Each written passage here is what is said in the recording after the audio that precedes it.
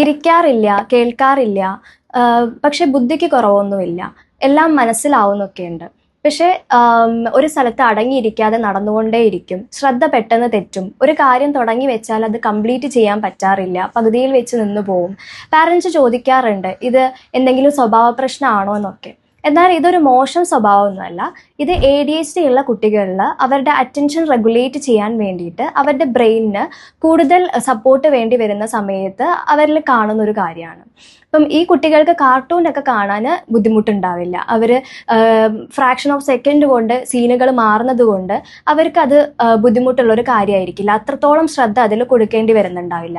ഈ ഒരു attention enhancement ട്രെയിനിങ്ങിലൂടെ ഒക്കെ ഇവരുടെ ഇത്തരത്തിലുള്ള പ്രശ്നങ്ങൾ വളരെയധികം ഇംപ്രൂവ്ഡ് ആക്കാൻ വേണ്ടിയിട്ട് നമുക്ക് പറ്റും.